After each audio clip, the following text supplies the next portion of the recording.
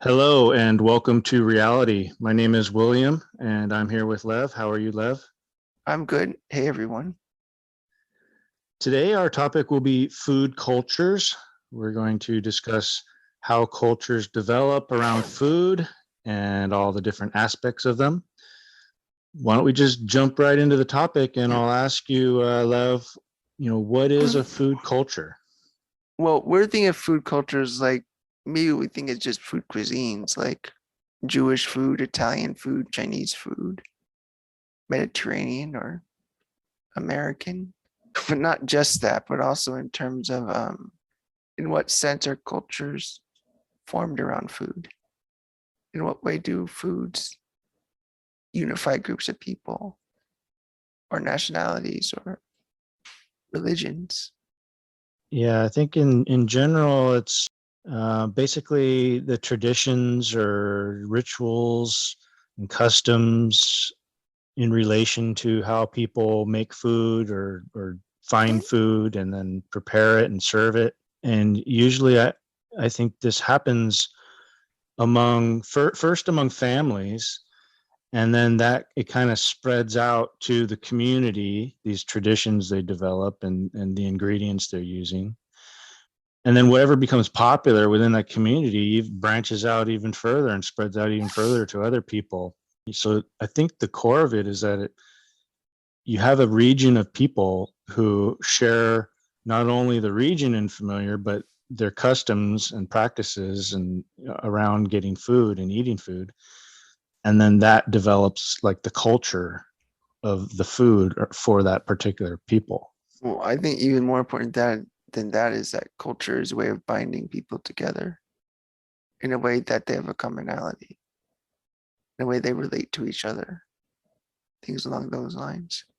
And Yeah. it really would be just ways that everybody needs to eat, of course. So that's the thing that people need to relate to and everyone can relate to. And it's not Yeah. like Kind of. music where you don't have to listen to music to survive, but food, you have to eat to survive. So it's a thing that everyone participates in, can understand it. So it makes sense that would be a foundation for cultures that way. Right. Yeah. It's an essential aspect of our nature. Of course, there's going to be variety in how people collect their food and prepare it and Mhm. eat it. So then that will serve to bind people in those traditions, and they'll kind of create a common practice for the people that, and then that will be attached to the pleasure they get from eating the food. So you'll have this very emotional attachment to everything surrounding your family's practice of, eating food. There's even things that are available, like, I mean, some pastoral cultures might focus more on meat, while farming cultures might focus more on like vegetables, and it might also affect the way you eat. Well, meat it would usually be involved around grilling a lot, but vegetables are a lot with like steaming, for example. It's different ways of preparing food. I mean, it even affects the way you might share a meal. Like sharing a steak is different than, say, sharing some bowl of chickpeas. Very different practices. Yeah, and I started thinking about this binding aspect you're talking about and how preparing food and eating food binds people together, and that's kind of like the basis for the culture of food. I was thinking, why does it bind people together? What is it about food preparation that requires people to come together? And I was thinking that some things are hard to make, like some recipes or dishes or just food in general. Like maybe it's hard to find, an animal to hunt and then kill and then bring back to the village, and that it kind of requires people to come together as a group, and an organized group to work together to get the food in the first place. And then if it's a large animal or something, it's going to take a lot of people to prepare it. And then to feed a family, it might take a lot of people to, Yeah. cook the food and then serve it. So everybody's got a role. So then you get this division of labor surrounding the food. Hmm. And so it's kind of like an intrinsic quality of eating is that people have to come together to get food, like especially if it's a hard thing to get. Yeah, like delicacies or things that take a lot of time or a lot of materials. I mean, like making cheese takes a lot. It's not just like, oh, you go out and buy some cheese. You have to get the dairy, get the cows, get the whoever's transporting it, everything like that. Yeah. But it isn't even just the cooking that's part of the binding together as much as it gives a reason to interact with people. It gives a reason to see people. It gives a reason to have a social life. That you exchange these foods and often you'll exchange ideas over food or exchange, communicate with your family or like to share values, even to the extent that, well, everybody would have different values, but sharing a meal, it gives you a reason to at least discuss or talk rationally rather than any warfare or anything like that. Because you got to eat and gives a good place to communicate. It's that you develop ideas that way, or commonalities or preferences, or traditions even. Yeah, it reminds me of the various holiday traditions. In America, we have Thanksgiving, Yeah. which is a very social tradition of coming together as a family and working together to prepare a meal. And it involves a big turkey that takes a lot of time to prepare and dress and serve. And then everyone has their side dishes that they bring or drinks that they bring. And so it's this big social gathering. And what's striking me about this is that not only is it hard to prepare these meals, and so that requires people to come together, but like you said, it's a reason to see people, and just like bringing the family together is a reason to socialize and see them, and that's also part of the pleasure you get. It's basically a party. So there's all sorts of aspects to the party. There's the entertainment, there's the socializing, there's the eating, there's the drinking. There's all these things coming together, and all of that forms a culture. And I think it's worth mentioning even the way people eat will change. In China, it's common to have everything served in the middle of the table. You have a small bowl of your own. You just take whatever you want as you eat it. And you just use your chopsticks to pick up whatever piece of food you want to eat and put in your bowl. And it's more of a communal sort of thing. It's more convenient too, just for the way they make their dishes with a lot of rice.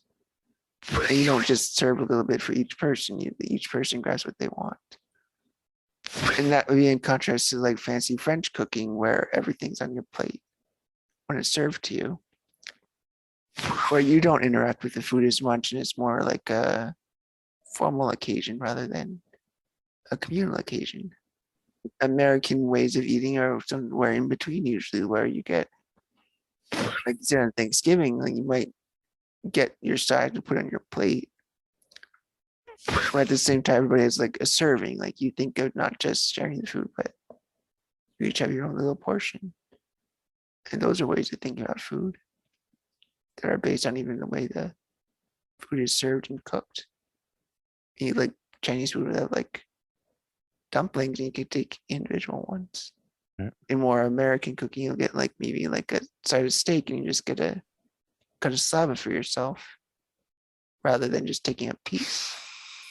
So it is even affected by what sort of things people eat.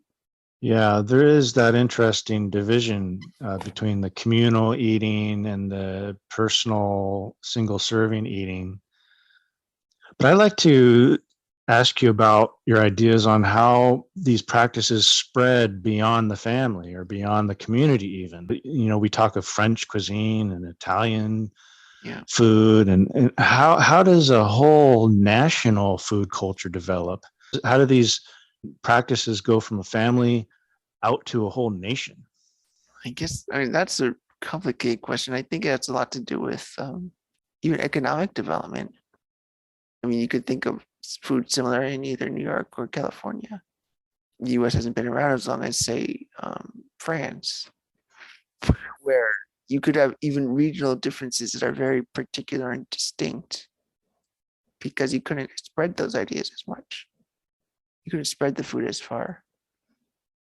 Like, in a way, what made cuisine a more accessible thing is transportation to the New World foods, like with tomatoes or potatoes. I mean, tomatoes were never used in, when they were first brought to Italy, it took till 1700s till people started using it. And a tomato is probably a very unifying thing in Italian cooking on North and South, and economic development in that case makes the reach further. Guess it is the ease of transportation. First, you have to have like explorers who travel around the world and find new cultures and new foods and ingredients, and then things that they like. And then they have to be able to bring it back to their homeland and then integrate it into their food culture. So that requires some means of transporting the goods, trade back and forth. First, you might start with small ingredients like the spices. You hear about the spice routes. Yeah.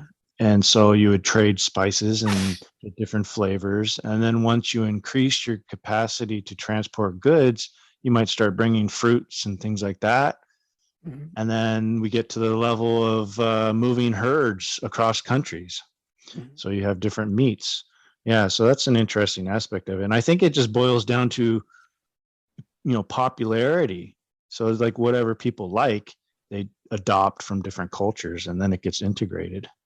Well, and I would say ideas, or the way ideas spread, is the other way. There's religious grounds of making certain foods that, like, if you're Muslim, you're not going to make pork. And that would create a culture around that too, of not eating pork, and there's different values involved. Say a culture like, well, Jewish people, the Jewish diaspora out there, like, there isn't much connecting them other than food, and that's a way that as they spread around, they share, at least incrementally, with food. Any Jewish person would know, like, something like Hamantash and Jewish cookies. Whether you're like European Jewish or American Jewish, it doesn't matter. You don't know what that is, and that's something that makes things Jewish food and unifies on those grounds. You mentioned, prohibitions on certain foods. Like in India, I guess they don't touch cow. Yeah, it's very uncommon. So these religious prohibitions are interesting because you might think that originally there was some practical reason for prohibiting them. Maybe it was hard to prepare them and they got sick from eating them or something like that. And so then they said, well, we shouldn't eat this type of food. But then once the preparation gets better and, the sanitary conditions improve, people learn how to prepare it, then they cling to these old religious traditions and still don't eat it out of like a dogmatic faithfulness. But I know a lot of Jewish people who eat pork now. So it's a tradition that's being dismissed or thrown away for a lot of people. I don't know if it's the same case in India. And are there Indians who eat beef? I'm sure, but probably more these days are less practicing Hindus. So we talked about how immigration affects food cultures, people traveling from one place to another and sharing ideas and foods. Oh, and you brought up ideas. Are there any other ideas you can think of that, like general ideas that affect food culture? We mentioned religious prohibitions. I mean, there could be moral protests like vegetarianism, or changing views on health changes diet patterns and cultures. So, like, do paleo, and that changes the way you eat too. And it might like standards of beauty too. If you prefer bigger women or you prefer skinnier men, that would affect the general food culture, right? Mm, I'm not sure. I mean, it might be in terms of what type of food you serve. I mean, I think that's harder to put together. I think food cultures are usually about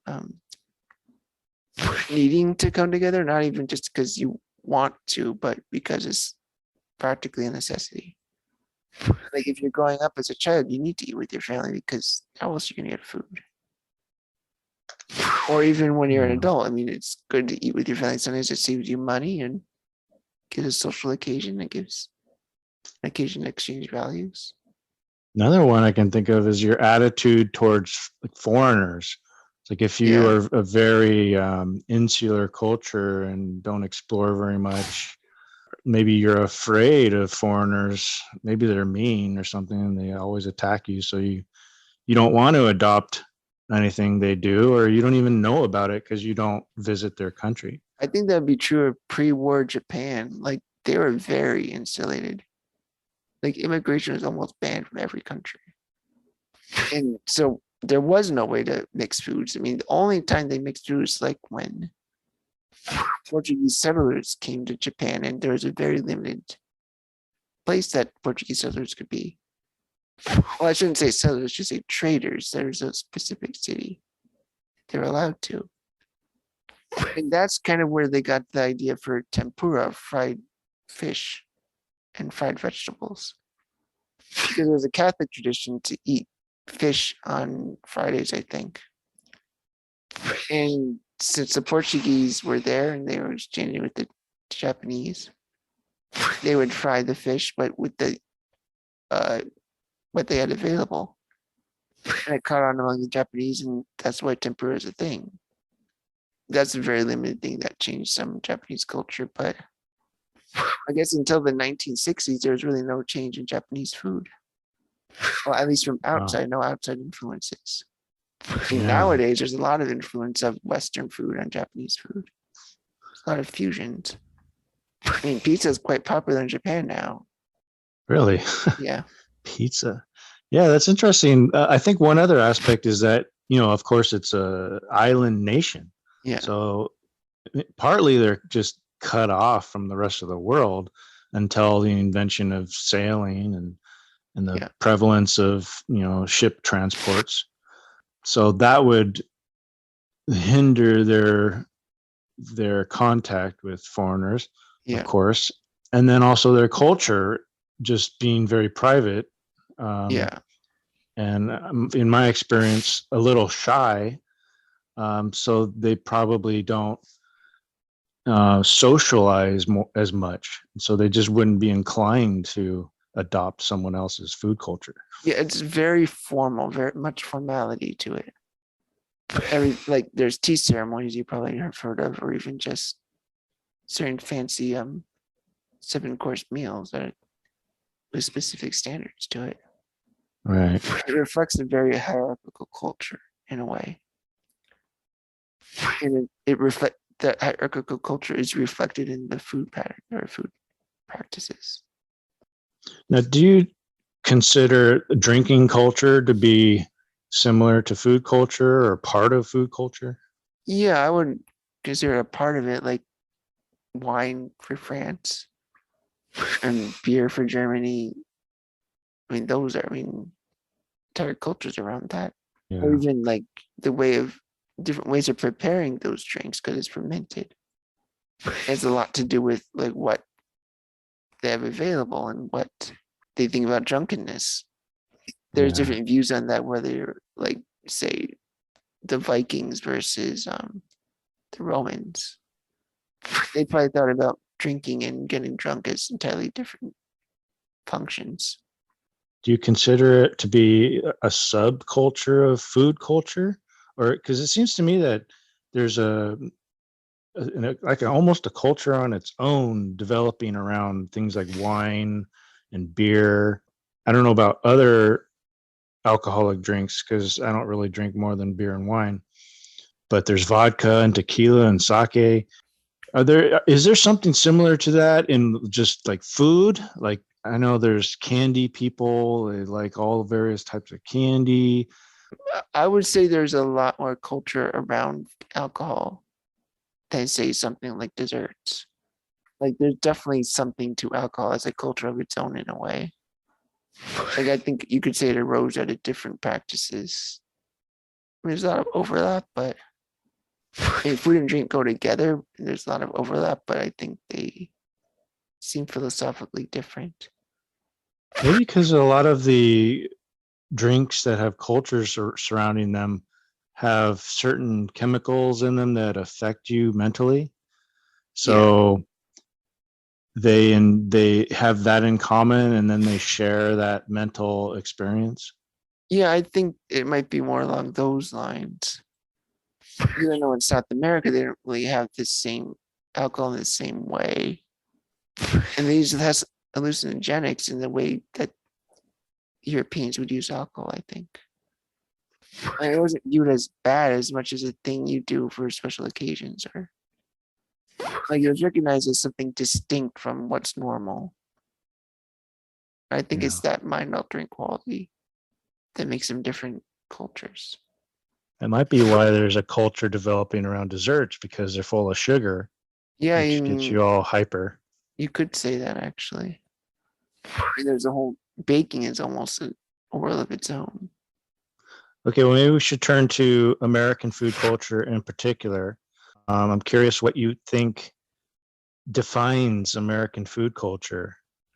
I would usually think immigrants trying to use the ingredients available.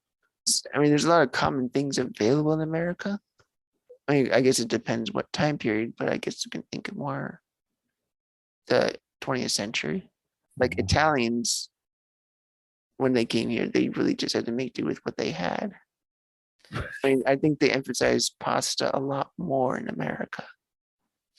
Like in Italy, pasta is pretty normal, but you don't have like a meal of just pasta. Or you might not use tomatoes quite as often as you would in Italian American cooking. I think tomatoes are a lot more common in the US and easier to use. Chicken might be more available. I'm not quite sure on that exactly.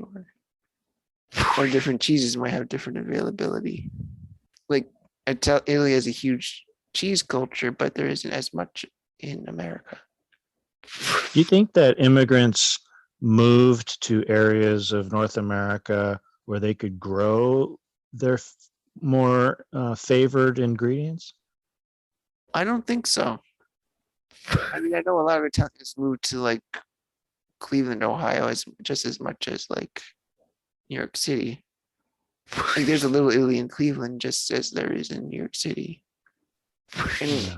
I mean, you can grow things there, but it doesn't seem like that's what it is. Like it doesn't seem like immigrants usually pick based on the foods they could have. It's just wherever they ended up is what will they make do and use what they could. Yeah. It seems like they more adopted themselves to the food they could grow.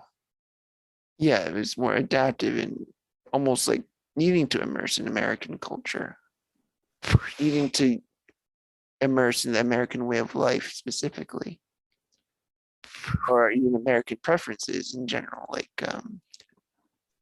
chicken parmesan is pretty much an American thing, or lo mein that you get at Chinese restaurants is pretty American. And you can't really order that in China. It's like, oh, I like a bowl of lo mein. It wouldn't be exactly what you think. Because it has to do with like American preferences, or also what's available in America. Like noodles are probably much more readily available in America, I think. Or just because it's more popular, and that's all I mean. So, apart from using the new ingredients or applying old recipes or old food ideas to the American country and land, do you think there are any specific food ingredients or preparations that are unique to American food? Well, yeah, Southern cooking in particular, Southern barbecue. I mean, that's completely American with American origins and American everything. I mean, Yeah. it stems from the slaves in America primarily. Slaves were the ones who cooked for the families anyway. I mean, slaves were the Southern American food culture because they cooked for everyone, whether they want. People just saw it that way, I guess. That's interesting. I mean, you Yeah. think of the servants are black and they're cooking the food. So, So American Europeans got used to the way Africans prepared the food. yeah, in a way, you could say that. And that's barbecue grew out of that American barbecue in a way. Many countries have different forms of barbecue, but Southern barbecue in particular. Like in what developed, say, once slavery was banned, barbecue still developed because what black people could afford were pigs, not beef as much. Pigs were affordable. And they were used to eating it too. Like when they're maybe say your grandfather, if you were black in the early 1900s, they were probably a slave and they only knew what was given to them as scraps, like the less good quality of the pig. So barbecue developed as a way to make it taste good, be enjoyable. Also, barbecuing is something you do when the weather's good. You can Yeah. sit outside and start a fire and cook, but I imagine a lot of places in Europe, because they have such harsh winters, there Yeah. wouldn't be as much barbecuing done in the northern hemisphere Yeah. or in the upper parts of the northern hemisphere. So when the Europeans came to America, you got this blending of how Europeans cooked food and how Africans cooked food. Yeah, that too. I mean, there's a lot of blending that goes on. It's interesting that on the 4th of July, the traditional preparation is barbecue. Yeah. Particularly unique to Southern barbecues, like you roast an entire pig over like an entire day, and that could last for months. And that was a way that a food culture developed because lower class people is how it developed among blacks, especially. You might not have as much time to cook or as much resources or things like that. So if you could cook an entire pig and can feed a family for like months, that would be ideal. Mm-hmm. You develop a culture around that because you need multiple people. Somebody to take care of that entire day roast and to put together the ingredients and all that. So some of the unique ideas in America, of course, are individual liberty Yeah. and Western pioneering spirit. So, and these are all kind of reflected, I think, in this idea of blending different food cultures and mixing things up and experimenting with Mm-hmm. ingredients. So there was a real adventurous spirit in America, and also a liberal spirit.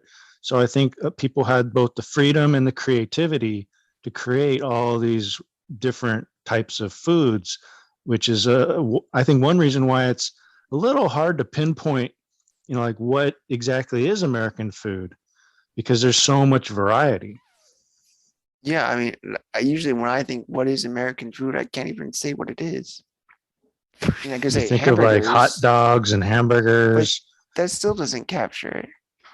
Yeah. I mean, if you live in America, those aren't the only things you think of. I mean, it's more like combined foods.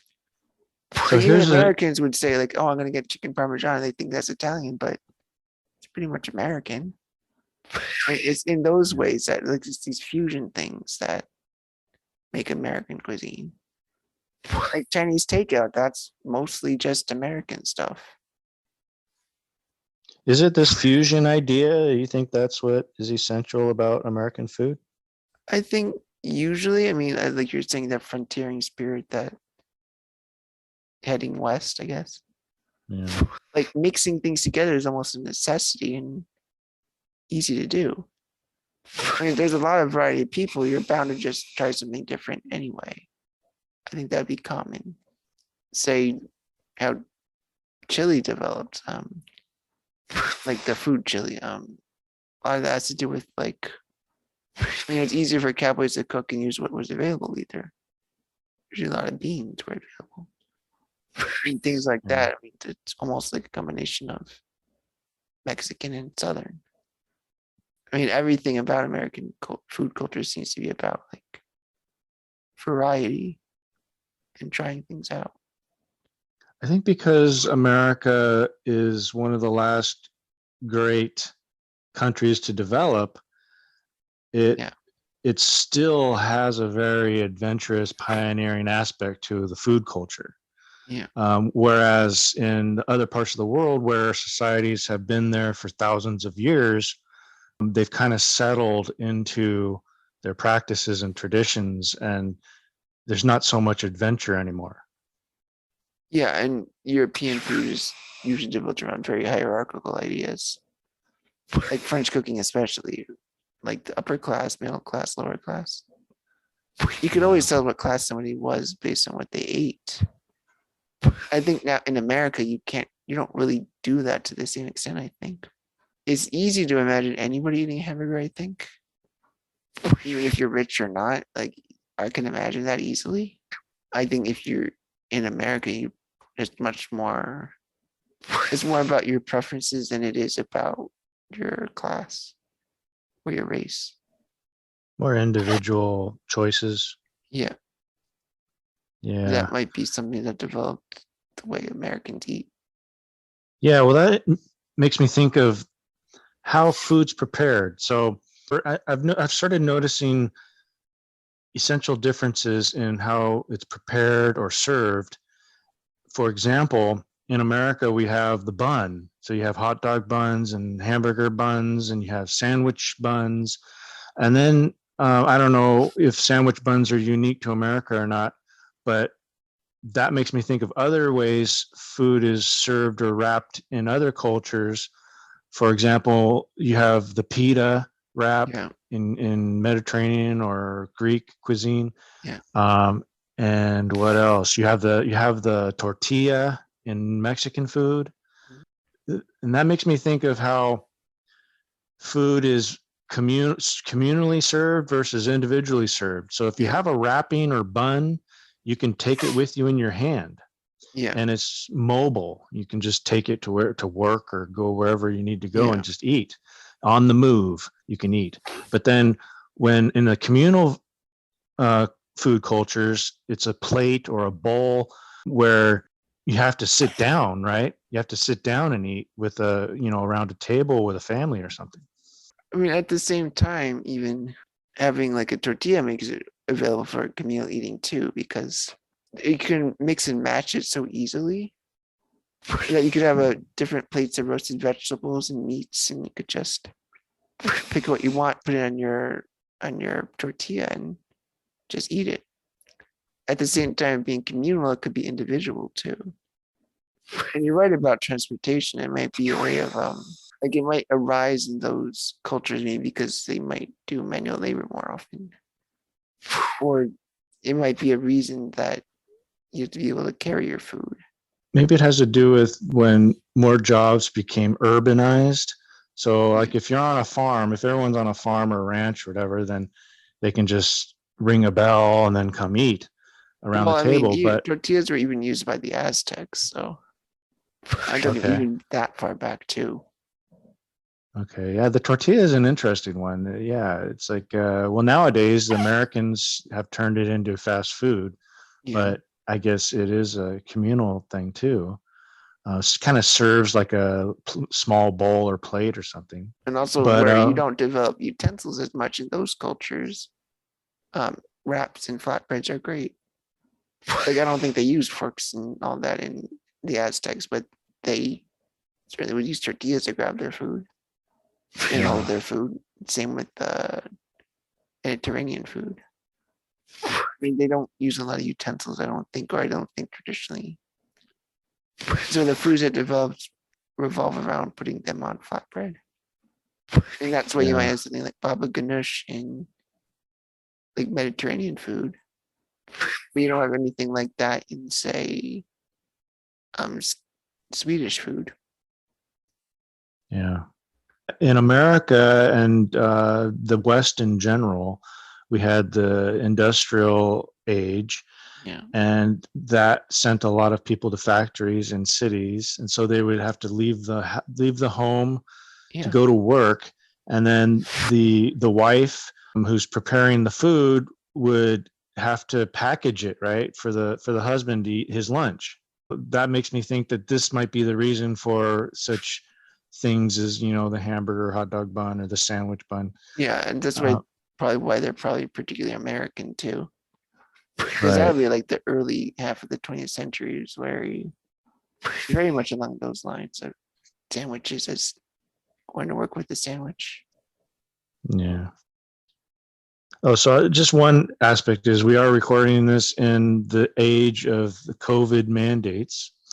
So I wanted to get your views on how these mandates have affected the food culture. It seems that it affected more on the business end. Like delivery is much more common these days, and convenience seems to be a lot bigger in the past couple of years. I mean, it's hard to say. I guess eating out is not as much part of the culture anymore. It's just Right. not a thing people do. Well, sitting down to eat, right? Yeah, I mean, like going to a restaurant inside and getting served by a waiter. 'Cause I eat out a lot, but I go to fast food drive-throughs Yeah. now. Oh, yeah, I mean, I'm not sure how much fast food has been more popular or anything, actually. I mean, maybe it is more popular. I can say I've eaten at like, I never ate at Chipotle before until like the past couple years. Yeah. And then Chipotle didn't even get built in my area until like the past couple years. So in a way, I think food culture is being in America is driven more towards getting food fast and conveniently, but still tasty. So it seems just more emphasis on fast casual, as they say, like Chipotle or Panera or any restaurant like that or any place like that. Like not so much McDonald's, or maybe McDonald's might be getting to more fast casual than they would into just the traditional, like go through the drive through, get a burger and fries. So there might be change going on there. I'm really not sure just yet. Well, in my area, I live in a suburb of LA, and I experienced the mandates at my local my favorite pizza parlor, where I says normally I'll just get pizza for takeout and eat it at home, but sometimes I like the parlor experience where you can sit down and watch sports on the TV and have a draft Yeah. beer along with your pizza. And I would go to a place, I don't know if you have it out there, Round Table Pizza, and this was my favorite place to sit down and eat pizza. And so I went there, and they wouldn't let me sit down because I was unvaccinated. So now I'm probably not going to go there anymore unless they drop the mandate. So it kind of sucks for me because that's a concrete example of it affecting me in the way I eat. So now it's just one more place I can't go to sit down and eat. And in fact, there aren't very many sit down pizza places anymore Yeah. in my area. There's maybe 3 or 4, and then there's 3 or 4 chains, and then there's the family owned ones. So it's getting harder to find one I like. So I think the general effect of these mandates is to put off people from eating in sit down restaurants and having a pleasant experience. Because unless they ease up on it and let in the unvaccinated, it's going to split families up. And, then you can't go there with the unvaccinated member of your family. Yeah. I know different mandates. I mean, in New Jersey, there aren't really mandates. That's the weird thing. I mean, it would seem like New Jersey, of all places, would have like mandates, but businesses can be open with whatever rules they want. So it Yeah, maybe that's doesn't good. affect here as much as LA. So I might not notice the effect as much, but in general, I mean, people are just more apprehensive about going out. And that much is true in this area, though. So Yeah. I know some places are closed down that I like. At the same time, some places I like, I want to patronize them even more because I know things might be hard. I might be more willing to like order out sometimes because I know it'll support that business. And I like that food and I like that availability. I like what they offer. It's kind of like a catch-22 though. If you support a restaurant who's enforcing the mandates, Yeah. then that's helping them survive.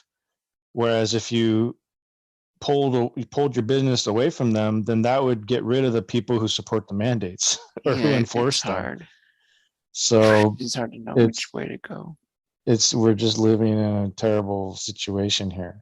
But yeah, so the other aspect, I think you kind of touched on it, is that a lot of these businesses that relied on, sit down dining have gone out of business. That's probably the primary effect of the mandates, is that, Yeah. or the lockdowns, is that they're just driving family dining and going out to restaurants, or driving that away. That's pushing that out of our food culture. Yeah. I mean, I used to do that every few months. But now I obviously don't. I mean, no business is open that way. Now, do you think that that type of food culture is so powerful that it'll drive out the mandates? Like, well, because I already see some easing of the mandates. Like, people are resisting. We've got all these protests going on now. The truckers are protesting, and I don't all really these people know. are saying, get rid of the mandates. And really, like in your area, you don't have such harsh mandates. So, and in LA, even, the suburbs aren't as affected by it as the city itself. Yeah. So, I think there's pressure on the city to just cut this bullshit out. Yeah. I mean, I'm not sure in the sense that you're thinking of, but I think as a critical business aspect, I mean, food is a business that will always exist until the end of time, until we no longer need to eat. So it's always a big economic effect, no matter where you are. So there's always that. And I think that economic effects are what would drive mandates away. But I think that's a whole other topic, of course. Yeah. Was there anything else you wanted to bring up? No, not this time. There's so many other food topics we could talk about. But as far as Yeah. culture, I think we covered all of it. Great.